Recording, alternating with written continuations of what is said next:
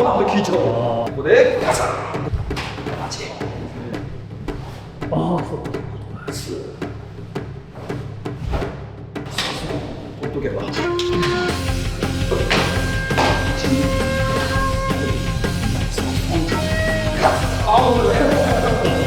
山突きっていうの。おお、はい。格闘技的に言えば、相手のストレート、これをかわしながら、ガツン、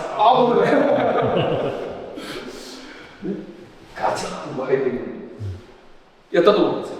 今日はちょっと、護身術的に、例えば後ろから、肩を掴まれて、こう引き寄せられた。あるいは髪の毛掴んで後ろからグラッと引き寄せられた。はい、こっちに。グッ。その時にこう抵抗するんじゃなくてこの引っ張られた勢いも利用してここでガサッとこう入る。そうですね。いいよ、はい、引っ張ってパチッ。こう一箇所だとこれも耐えられるじゃないですか。でもこれがこううわーって効いちゃう。同時に2箇所だと軽くてもだからこっちだけじゃなくてこっちも。まあ強くはないですよ、こっちは強くできないですからね。今まで同時に2箇所やるので、軽くても効いちゃう場合もありますからね。あるいはこういうので来たこっちは巻き落としといた。おお。こういう使い方もできる。だからこっちの手をどう使うか。この山突きというのは何の方にあるんでしょうか。伐採台ですね、これも。あ、伐採台なんですね。もともとの動きちょっと見せていただきましょうか。もともとはこういう動きですね。ああ、そうかそうか。こういう動きですね。はい。なるほど。だから一般的に言えばついてきたのをかわしながらこう入る。ああですね。これ一般的な解釈ですよね。はい。でその先格闘技的にクロスカウンターにしたり。空手にはもともとつかみがあったということですか。そうですね、掴むっていうかやっぱりこの引き手って何のためにあるのか、あるいはこうなぜ外受け、僕らでいう外受け、名前竜兵って名前違うんですよね、はい、こっち側じゃなくてなぜこっちから受けるかって、型の中の受けってほとんど宇宙儀なんです、僕らでいう、はいはいはい、でなぜかって研究した時にやっぱりこっちだと手取れないんですよ、確かに宇宙儀系統だと全部統計したって全部取れるんですよ。宇宙儀取れるんですよ。だからモルテ受けなんかも全部そうやって取りながら入るっていう。だからこうなんですかね、離れて戦ってたら運動能力が高い方が強いに決まってますし、若い人の方が強いに決まってるじゃないですか。だから相手を取って、動けないようにして決めるっていうのが必要になってくるわけですよ。だから受けたら必ず取る、ついても取る、それは重要になってくると思うんですよ。実際につかめるもんなんですか。まだ稽古ですよね。だから僕自分の経験ですよ、自分の経験で言うと、だから棒とかサイとかやってるとこの手の感覚とかすごく正確だと思うんですよ。あれをギュッと握ったら棒だってサイだってできないじゃないですか。だからこの手の内の感覚だとか指先の感覚が非常に重要なんですよ、サイなんかも棒なんかも。それをやってるからこそ取り手ができると思うんですよ。はい、取り手って言うんですけどね、取り手。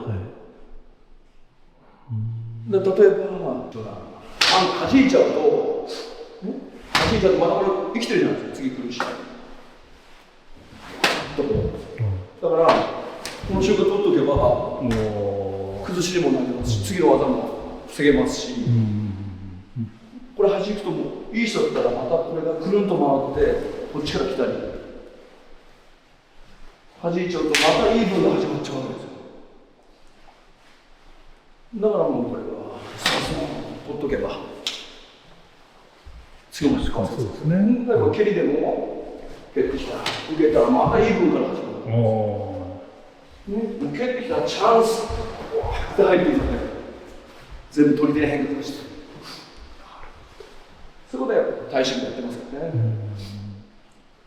みんなモルテ受けなんかもやっぱそうで、こういうモルテ受けってあるんですけど、いつも俺もこっちで稽古してるから、もうこっちで入ってる。この瞬間を逃がさないで、こっちで同時に入ってるからこっちかわせないっていう、そうだからの稽古もしてますからね。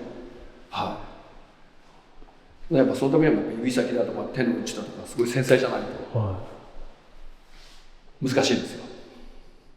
でも楽しいですからね。い。なるほどね。はそうかそうですね。い。でもそれ基本的な発想ですよね。受けてまた始まる、受けてまた始まる。危ないですよ。攻撃してきたら一発やるか、その場で決めるか。だから相手もなかなか出せなくなってくるのが普通じゃないですか。不要に出した。だから昔僕らが始めた頃言ってたやっぱ高い蹴りとか危ないよ。はい。何言ってんだよって始めた頃はもう後ろ回し蹴りとか回し蹴りがもう憧れてるわけじゃないですか。だからこんな低い前蹴りなんて全然興味ないわけじゃないですか。でもやっぱね、実践性考えたらこういうことを突き詰めていくとやっぱり危ないんですよね。まあ道場だっていいですけど、ね、外でやったりした場合だとか、あるいはそうやって今みたいな考えでいる場合、受けて始まるんじゃなくて蹴ってそれ取られちゃったら危ないですよね。現代社会の中でみんな服着てるわけですから、実際身を守るときにはそういうことができた方がリアリティはあるかなと。そうですよね。例えばバサイライで外受け内受け、外受け内受け、外受け内受け、これは一つの手をこう、ね、受けるっていうのがありますし、次の攻撃をまた受けるとか、ね、いろいろありますけど、1、2だと遅いわけじゃないですか。だから、まあ、ここに置いておいて、稽古としてはこれ、1、2。